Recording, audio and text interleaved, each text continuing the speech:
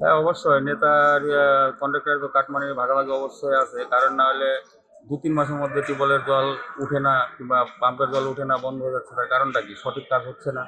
নেতাদের কাটমানি দিয়ে কাজটাকে ডুপ্লিকেটি করে কাজটাকে সাধারণ জনগণকে প্রাথমিকভাবে বুঝিয়ে দিয়ে চলে যাচ্ছে, কিন্তু দীর্ঘ বেশ কিছুদিন যাওয়ার পরে দেখা গেলো যে সেটার ব্যবহারযোগ্য হচ্ছে না ও ব্যবহার অযোগ্য হয়ে দাঁড়াচ্ছে। এর জন্য দায়ী কি?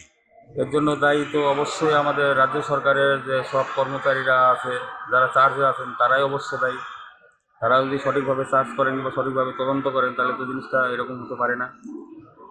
তাহলে কি চাচ্ছেন আপনি? আমি চাচ্ছি এর সঠিক একটা ব্যবস্থা হোক, সুরা হোক, পাবলিক সাধারণ জনগণ যেন সঠিক জিনিসটা পায়, এরকম দুর্নীতি বন্ধ হোক, জিনিসটা সঠিকভাবে হোক, সাধারণ পাবলিক সঠিকভাবে জিনিসটা পাক, সাধারণ পাবলিক ব্যবহার করতে পারুক, এই তো। তা সর্বক্ষে তো মার্শাল পাতা পোতা সম্ভব না। না, ওই জন্য তো সরকারি এই যে সব ট্যাঙ্কিগুলো দিচ্ছে, এর জন্য সাধারণ পাবলিক আমরা নির্ভরশীল, কিন্তু সেখান থেকে তো জল খেতে পাচ্ছি না এখন। সেটা কাটমানির জন্য এই সমস্যাটা হচ্ছে। হ্যাঁ, অবশ্যই কাটমানির জন্য সমস্যা হচ্ছে।